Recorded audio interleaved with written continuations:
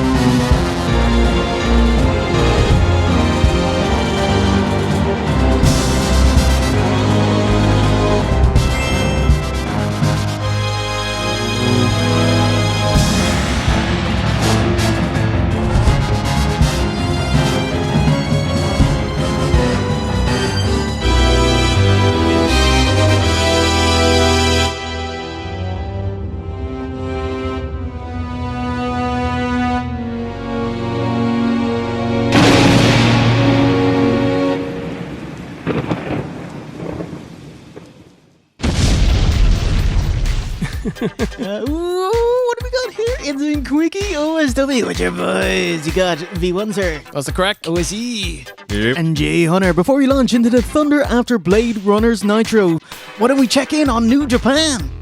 With as little footage as possible to avoid getting wrecked. Oh, G1 Climax 31 Day 4. Ooh, let's have a quick listen. Oh, wait a minute. Oh, Aloha Cobb. Oh, Aloha Cobb. The Aloha spot is just evergreen, isn't it's it? fantastic. Alright, Chris Charlton doing the business for it.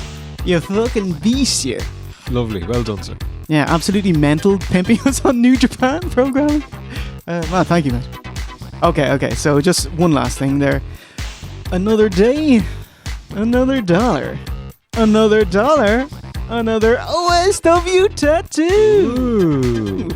What has Ty Scott / Pork Chop Express gotten on his shoulder? Let's have a look at this. Oh, very nice. He has got the official Macho Man Randy Savage tattoo, and it's got a lovely shade of red in there, so it really makes it pop. And it's got a bit of shading around the outside. Very nice. Is it an OSW tattoo? Why, yes, it is. Do you see Macho has a little tattoo there as well? That says OSW, There hence you making fucking it go. an OSW tattoo. Congratulations, Ty, you got it. Bam! It's like Lovely. the Mortal Kombat It is. symbol. Yeah, it's like the Mortal Kombat logo. Yeah. That is actually a beautiful tattoo. It actually is Yeah, really yeah. cool. Very nice, very nice, sir. Good fucking job, mate, you fucking animal. You. Has he got a little something for us? I got something for us. Pork Chop Express, Boy Stable. Mongo McMichael, Pretty big boy. That sounds like a troll boy. legendary boy. Is he too big of a boy? No, he couldn't possibly be anyone's boy. Do you mean he's too useless? Yes. Do we need to bring in some kind of boy points and certain levels of boy take so many points so then you can have less boys in your stable? Let's say everybody gets like 10 points and Mongo is so boy that he takes up like 6 of them. Ooh, that's interesting. Ooh, Oh, I Good, like that. isn't it? like a gradient or something. Yeah. What do they use in like the Boy Scouts? What do they have like? Dib dib. Lube. Moving on. Mongo alluding to his boydom, you know, he was on commentary and he was terrible colour commentator and he had a little dog He used to put the little hat on it. Yeah, it was adorable. and he has a worse power slam than Peeled Up Bulldog. Pretty boyish. The big pants as well. Yeah. Oh, he's got those NFL Yeah. sleeper pants. Yeah. Yeah. So yeah, solid. Al Snow. Definite boy, yeah. He's got this hangdog expression. Like he's so sad all the time. You know your boy The Rock talks in the third person. Have you ever heard him talk in the third person about another wrestler? He was backstage with Mankind. Hey, it's gonna be a 6-man tag. Foley's like, hey, can you have Al in? Can he tag as well? And The Rock won't even look him in the eye. He's talking to Mick and Al is behind them. And he's like, you tell Al. Who is it? Al is his name? Right. Go find a jock strap, a hockey mask, and a hockey stick. get the smelly jock strap, put it on your face, get the mask, put that on top, and then get the stick and stick it up your ass. Tell Al to stick it up his ass. It just anyway, That's very funny. That's brilliant. That sounds great. Put the dirty jock on his head. Put the hockey mask on his face. Take that hockey stick, turn that sumbitch sideways, and stick it straight up his candy ass. Definite boy. I will give it to him. He did have one of the more entertaining runs with the European title. You know, when he was doing the different gimmicks. One week he'd be like, oh, bleh, I'm from Transylvania. Next week he's like, bleh, I'm from Japan. What the fuck, mate? And I think Mr. Snow is representing Hong Kong this week, King. Hong Kong is in Asia. Brilliant. Jay, get your fighting gear on, because Ty Scott Stop that. is trying to claim Test. Oh, see, I do want the world to have Test in their stable. Like, I want him to be the biggest whore in the boy stable, like just turning tricks. He was the original boy, because Jay was talking about him as a boy 20 odd years ago. Yeah, well into it. Love Test. What a boy. I remember when we went to WWA, like 2002, the Jeff Jarrett's Federation, trying to get as close to the ring as you can. And I remember kind of the guy beside me who was this smarky wrestling fan. He was like, oh yeah, who's your favorite wrestler? And I was like, Test. And he just turned away from me. Joey Legend. Yeah. Next up, also a contentious choice. Matt Hardy version 1. Oh, wow, that's like even your gimmick. Yeah. Your favorite part of V1. So what do you think about that? Obviously, I was banging on about Matt Hardy 20 odd years ago as well. He's a definite boy. I don't think being the TNA World Champion in 2016 gets you out of the boy prison, you know? Well, ECW He can champions. leave at any time that He likes. was the ECW champion Doesn't in his grossly oversized suit. Yeah, Yeah. doesn't count though. No, definite boy. And I think this, out of all the gimmicks, is the most boyish. Loved his run with Shannon Moore when he was trying to cut weight before his WrestleMania match with Ray at Mania 19. On the banana juice. Great stuff, fucking great stuff. He was in the Royal Rumble and like Shannon Moore was pushing him up with his legs and everything. Great stuff. Mortis / Canyon. Who better? Has anyone had Canyon before? Gonna guess there's probably going to be a lot more people claiming him ever since the episode of The Dark Side of the Ring. It was really sad, by the way. Mortis. I was watching him. He had Sinister Minister as his mouthpiece on WCW Worldwide, and I don't know if it was just the mask that he had, his Mortal Kombat mask that he has on. He has a lisp. Alicia, we all have skeletons in our closets. I am yours. Just don't touch me. He did have a lisp and was self-conscious about this lisp, which made him reluctant to cut promos, which ultimately hurt his career. We'll say in WCW versus NWO Revenge on the N64, Mortis was my boy. Yeah. Mortis. Absolute favourite character to pick on that. Oh, wow.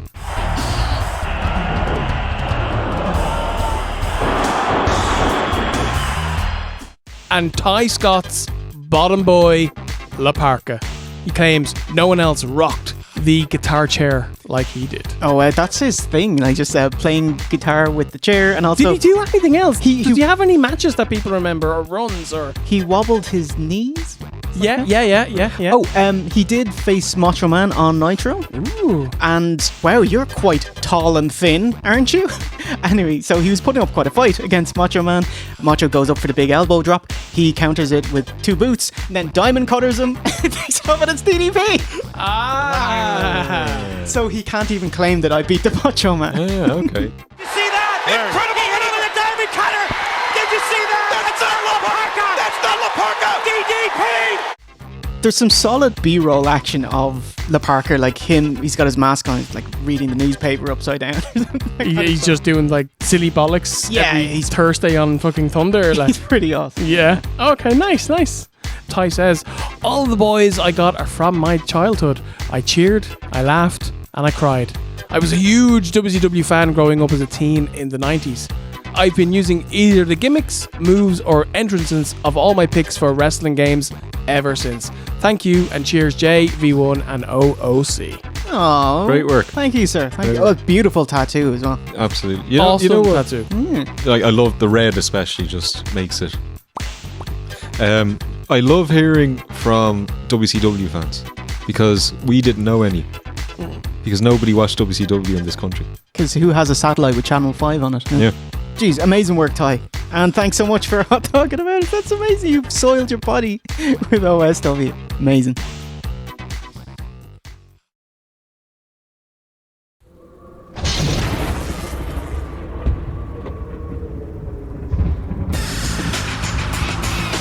Thunder from October 15th, 1998 from the Market Square Arena in Indianapolis, Indiana. Steve, you're taking the reins for this one. What have you got for us? Okay, it opens right up with the first match, Jay. Oh, Van Hammer versus Sick Boy. Van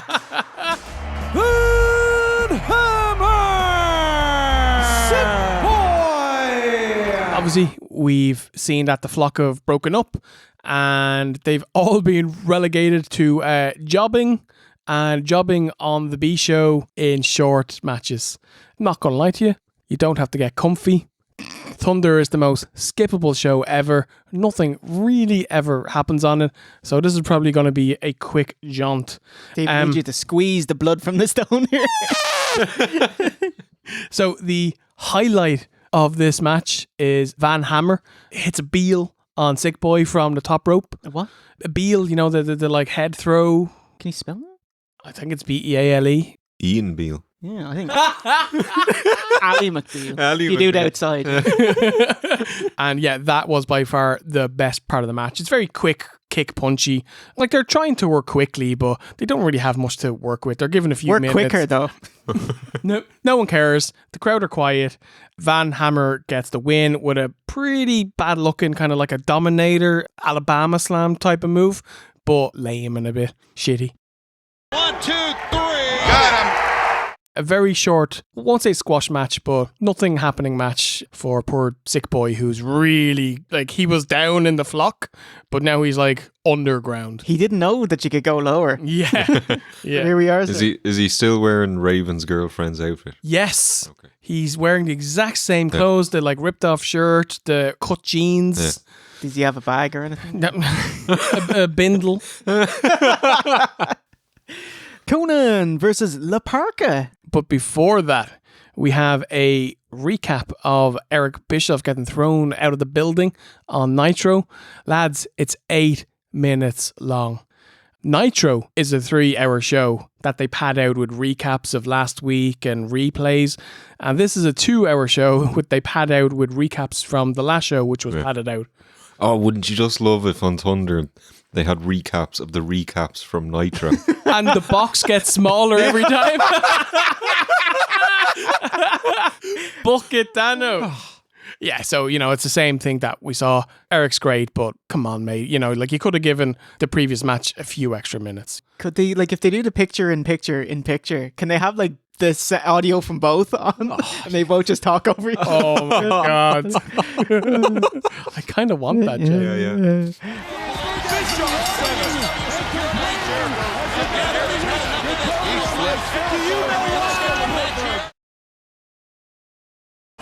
Yo, let me speak on this. Conan versus La Parka. Another throwaway match, lads. Aw. Conan is really over. He comes out, he does his Bowery. What else does he say? Wait. Are Indianapolis, are they Bowdy? They are Bowdy. And Rowdy. Yeah. Conan, he was quite over in the last couple of shows that we've done. Like I was marking out to him thinking that he's awesome. Definitely in this kind of 5 to 6 week block in the build to Halloween Havoc, taking a backseat to like Nash and Hall. Sick Boy. Like Lex hasn't really been on telly at all. Shame. Sting is kind of feuding with Hogan and Brett and things like that, so he's got something going. But the rest of the lads in the Wolfpack, not much. But in saying that, I thought that the both of these worked a pretty decent match. They were working very fast, kind of like a Mexican-US hybrid style. They were working fast, jumping about, but not doing flips and Hurricane Ranas and all of that jazz. It was definitely more mat-based. I will say, Conan hits a gorgeous Razor's Edge. Look at this. Oh! Variation of the outsider edge. Oh man, yours is way better than Hall's. Like, it hits harder. Is that legal? Looks better. Is he allowed to use his move? Yeah, why not? What's he gonna do about it? Probably moan and get him sacked, to be fair. Yes, it gets a massive pop because obviously Wolfpack and Hall are feuding. Float over Bulldog by Conan hits a sidekick and gets the win in 4 minutes with the Tequila Sunrise. House leader, the inspirational leader of NWO Wolfpack, and now the Tequila Sunrise. Mickey J checking with LeBark, who finally taps out. K-Dog. Conan. Ooh, can you give us a bit of Fit Finley versus Scotty Riggs? Finley. Yeah. Sorry, I talked over you. Can you do that? Finley. Scotty Riggs.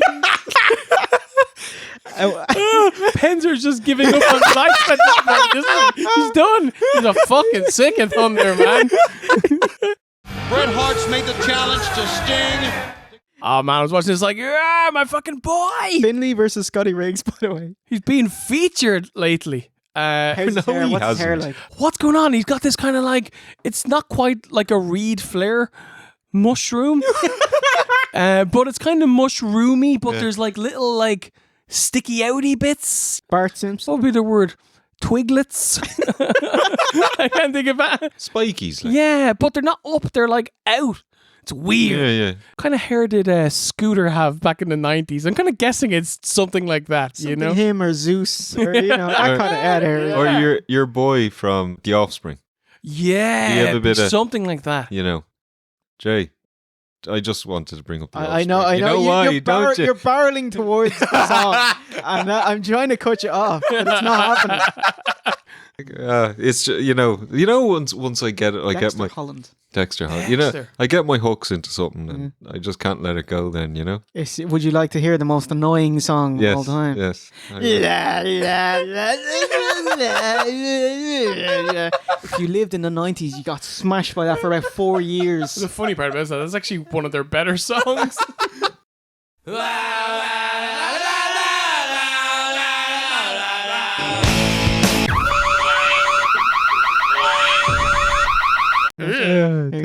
Yeah. Hate you, Steve. Riggs v Finley is a hard hitting match. Finley basically batters him. Unfortunately, it plays second fiddle because commentary just talk about Hogan and Warrior for the entire match. Yeah. And they don't care about what's going on. They don't call a single move. They don't give a shite. They don't put Finley over. There's no Alex Wright. Finley gets the win with the tombstone pile driver. 7 minutes. And unfortunately, it's just kind of meh. Oh. Yeah, I was How very is it sad. on the Steve scale, though? 10 on 10. Oh, excellent. All right. That's all we need to Finley. know. It's Finley. Well, what you've done to you. Oh, man. Good night, Mr. Riggs. Finley earned that one. That was Bully Famish. Do you have anything before next one? No. I told you this is a shit show. Oh, wow. It's absolute garbage. For the WCW Cruiserweight Championship, we have Billy Kidman, the champion, versus Kaz Hayashi. Gonna give kudos to the BK Bomb. BK Bomber. Well, he's got it all, don't he? As far as TV matches, he's been the MVP of this company for the last couple of months, putting on the best matches, the longest matches, and the most compelling matches in WCW. Kaz Hayashi, yeah, he's in from All Japan Pro Wrestling. You might know him as El Gringo. Can I say that? I don't know. 884% Machine. The Great Hayashi. If he called himself that, I don't know if that counts. Kazu Hayashi. Fair enough. Miguel Hayashi Jr. That's like, don't accept checks from this man, you know. And Shiryu. There we go. Is he with the Young Dragons? Not here. I don't think No. they're a thing yet. Are they? Jimmy Wang Yang. Yeah. I think that's more in the dying days of WCW when they got a bit desperate. Them and like 3 count and ladder matches every week and things like that. It's John Stasiak. Yeah. But meat. What's we got here? Miss Hancock. The guy who's discount Jerry Lawler. What's his face? The guy who's like, touch my cock. the guy, the lecherous fuck. Madden. Yeah, Mark Madden, that's it, yeah. The lecherous fuck. Fucking hell. This show is not meant for kids. You know, don't let your kids watch Oh, we this. never claimed it was. That's true. Her development's all store-bought. Seriously, you can go into Kaufman's and buy a rear end in Hooters like that. Match kicks off, quick pace. Hayashi dumps Kidman over the top rope, follows up with a twisting dive to the outside, and a lovely running senton too. Hayashi misses a big moonsault. Kidman follows up with a clothesline, tornado bulldog, and a sky high. Both these men are so spectacular. He goes for the 450, but Hayashi reverses with a top rope jawbreaker and a brainbuster. Kidman reverses a powerbomb into a facebuster, hits the 450 for the win. Really, really good TV match. The best thing on the show by a fucking mile. And the Bomber comes up trumps once again. Could be Kidman's moment. Got him! It is! He nailed him! The BK Bomber. So That sounds great, Stephen. it was actually pretty decent. Sonny Ono Give me that minute. batters Kaz Hayashi after the match, and Kidman runs him off. Sonny Ono, they were teasing a thing with him and Ernest Miller over the last month or so, but He threatened to call his mother. just absolutely didn't happen. But who came out afterwards? Somebody called his mother. Miller comes out. Ah, okay. Not his ma. Yeah, it does. Does his ma ever show up? I don't know. I know, like it's. No, I was thinking of Brodus Clay. He had a lot of grandmothers. Shelton's ma. Yeah. She was a character. I don't want to spoil it, but Raven's ma shows up as well. No. Yeah. Does she wrestle Judy Bagwell? Well, you'll have to stay in the area and find out. Commit to another 6 episodes. Raven's ma shows up. Shoot, man. Like, Shoot, ma. I need this. does she look Raven like? needs it. yeah. It definitely can't bury him any further. So It's okay, you know, spoilers. You know Jimbo Jones, you know, from The Simpsons. Do you remember when they show, they're all off school and he's at home with his ma watching daytime TV and it's a fancy place and he's, you know, drinking the tea out of, you know, Pinky said it. Yeah, it's like that. Really? His ma is that, yeah. Oh, fancy woman. Yeah, fancy pants. Yeah. okay.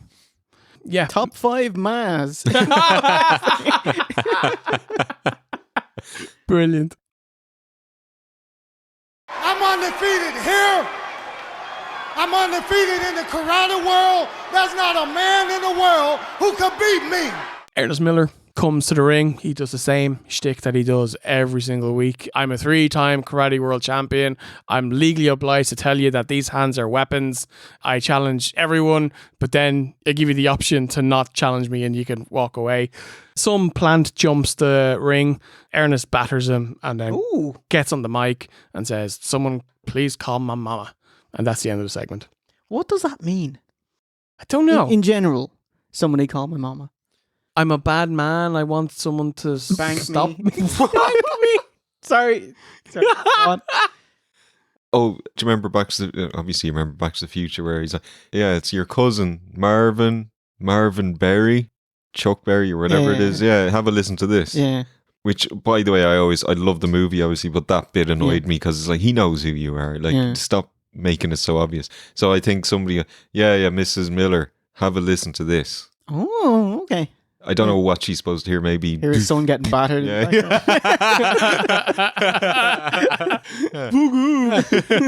Okay, yeah, I like it, Steve. We'll go with it. We're happy. Yeah, we've nailed it. Content. Yeah.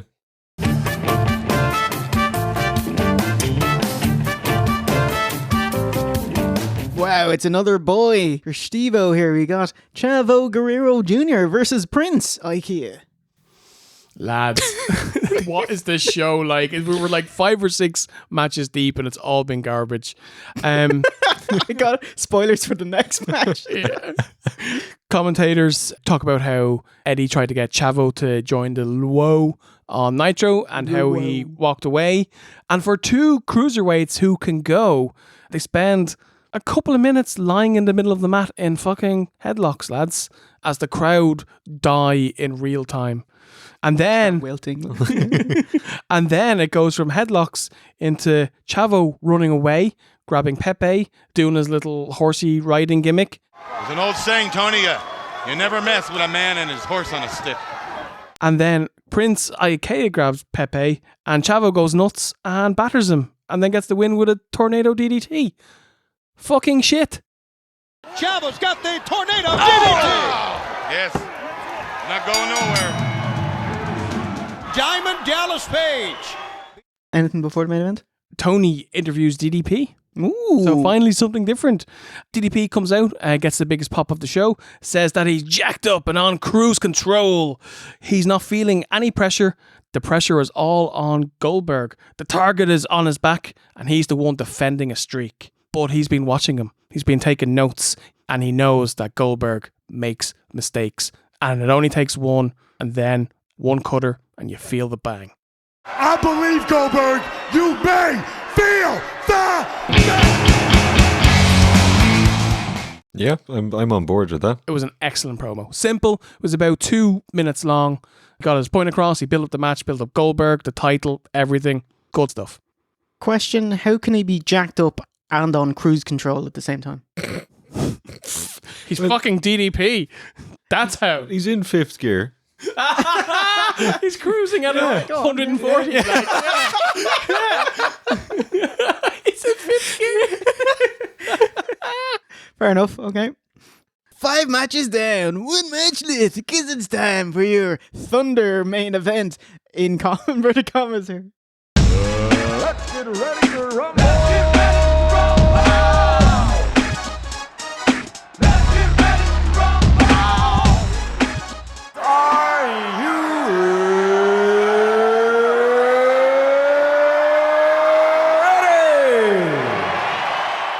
It's Dean Malenko versus Stevie Ray. Oh no, this is not the main event. Imagine that. Stevie Ray gets like top billing. Him and Vincent are all over Thunder. Oh, yeah. All fucking over it. I can imagine that they didn't tell you what the main event of Thunder. You are going to have to go to this show, buy tickets based on WCW Thunder, not who's wrestling in the main event. Big time. Dino, great fucking wrestler, master of his sport, quite a smart wrestler, immediately turns his back to his enemy, gets Pearl Harbored from behind, gets battered for a few minutes. It's not great because Stevie Ray is not very good. He can't do much stuff. He can do punches. He can do clubs to the back. He's barely 15 years in the business. And while he's doing it, he's not giving it socks. He's not working the crowd. He's not getting heat. He's just, because he's Harlem Heat. Hitting people. Bear hug applied. Back in the corner. You are such a lame brain. You know that? How do you talk to Tenay like that? He's trying to do the best he can. Shut up. In the corner. A pickup. Luckily, Dean eventually makes his comeback. He goes for the cloverleaf, but of course... Who's going to win this match? Here comes Vincent.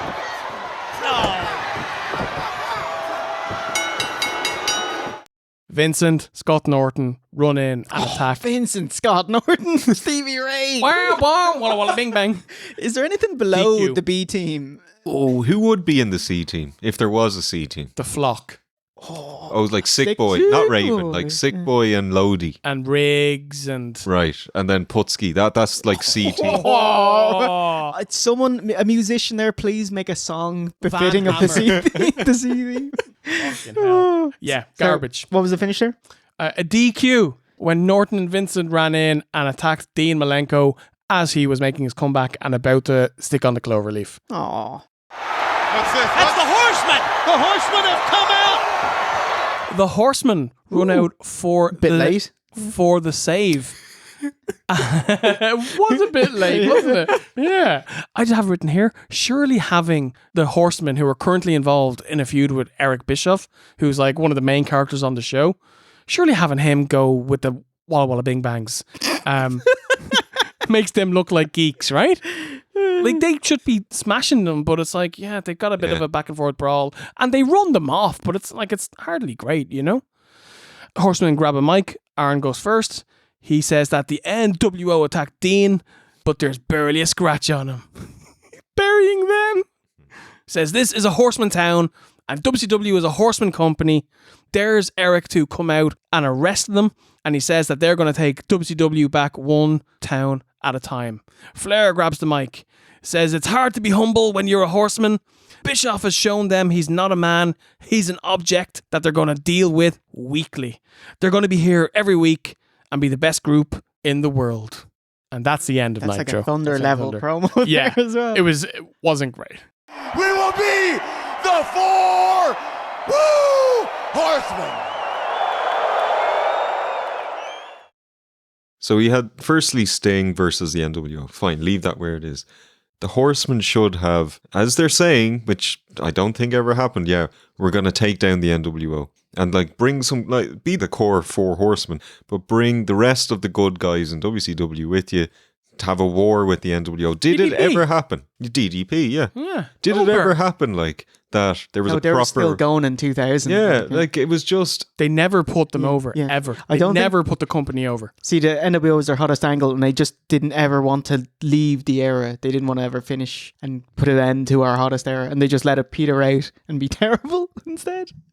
Shame. Because it would have been cool. Imagine like Flair as the head of WCW fighting for the company itself and having his close cohorts and everyone else coming along. Would have been awesome. And then It the would've NWO would be the greatest thing for all time and not bloated with like 40 members. in Yeah, it. yeah, yeah. Stevie Ray, Yeah. Lodi, Skinny Reese.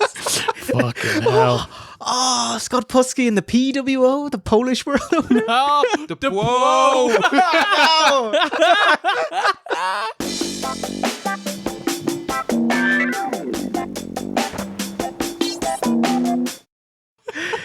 Fucking brilliant. See, have you got any Polish for us? Any other phrases? Any, anything? What's the New we can World throw Order it. in Polish? I don't know. I know the word for new is Nova. I don't know what world or order is. Okay. Do you know country? Cryu. Okay, we'll go with that. New country order, so group. Do you know group? Gruppe. Oh, there you go. Go on, say the whole thing. Gruppe Nova Cryu. New country group. I got through. The West Texas Rednecks. Okay, New World Order in Polish there, Steve-O. Oh my god. Nowy porządek świata. Nice. Novik. Excellent.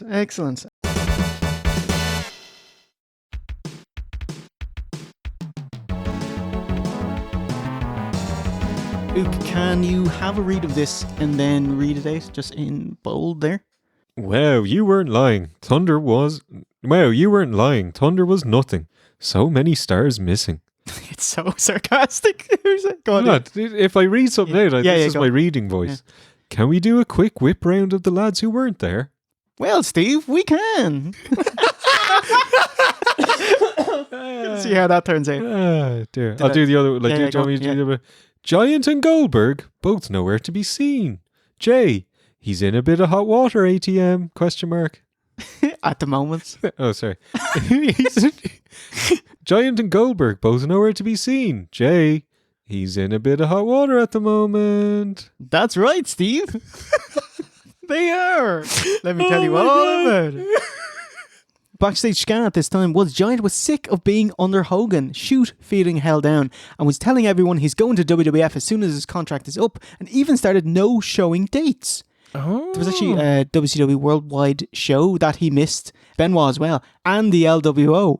But that was because they were going to sign their new contracts, but they also had to take a drugs test, so they just ducked out of it. It was horrific, so they ended up getting a load of power plant guys up to do the show. Anyway, intentionally missing shows, that's very unprofessional.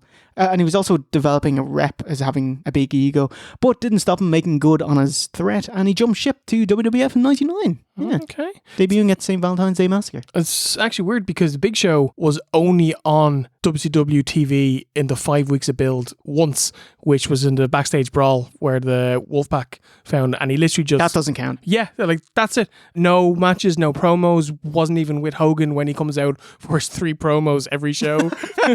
There was ample opportunity to come out, sir. So yeah, it's weird. And Goldberg wasn't really featured. He had 2 squash matches on Thunder against Canyon and Raven. Oh, that Canyon squash. Did you watch that? Yeah. What'd you think?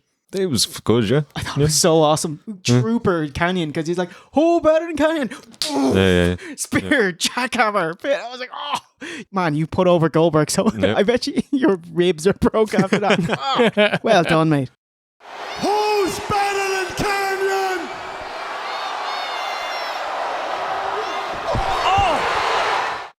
Warrior, Ed Leslie, and the One Warrior Nation. At War Games, you brought nothing but disappointment. And I tell you, Warriors, I sense that disappointment, and I say to you, Oh, yeah, I got this. What a pittance. Warrior is now reduced to a pre-taped promo. What a pittance. So they legit did this so he couldn't get booed. Haha, it's already in the can. During Warrior's pre-taped promos, he must have rambled on for so long because there are multiple fade edits. Yeah. who forget history have a tendency to repeat it.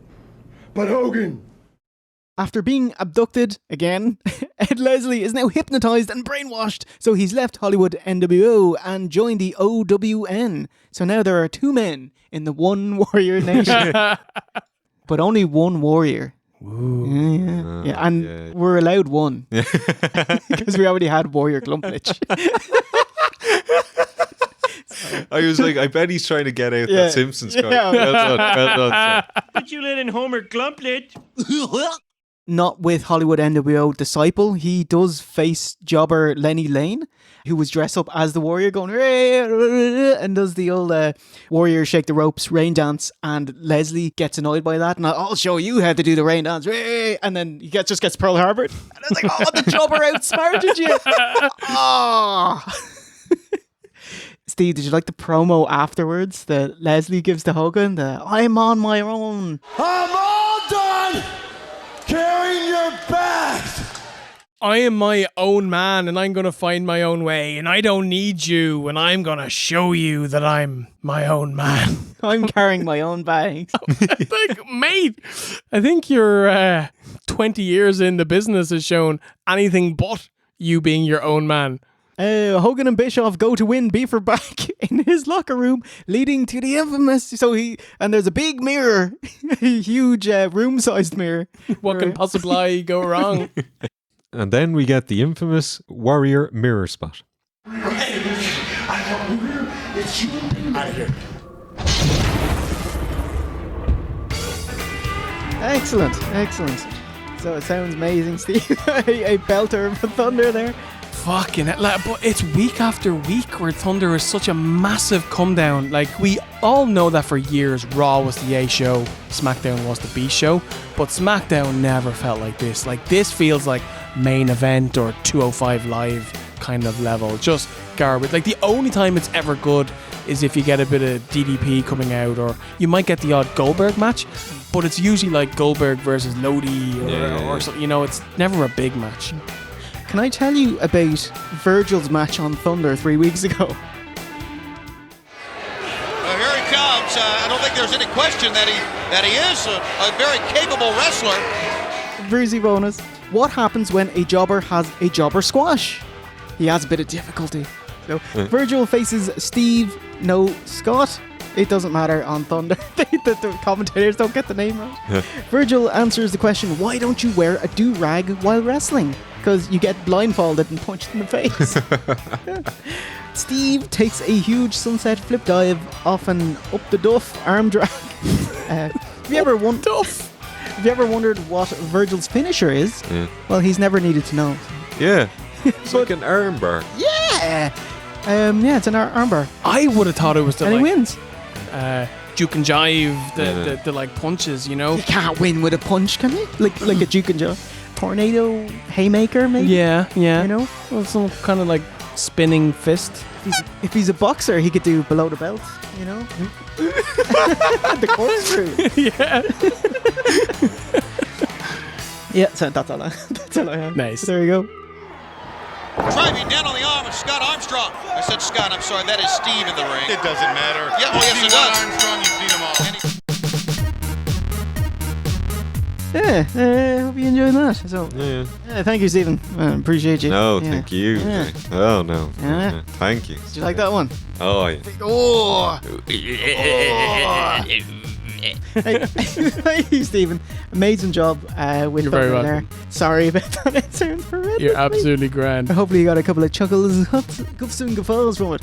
So you can watch the rest of our OSW episodes at OSWReview.com. Yes, and if you don't pay for this, don't worry. No, let's not. So you can say goodbye from people. Take out Boo. OSE. Bidoo. And myself, Jay Hunter, and remember, a winner is you. Meh.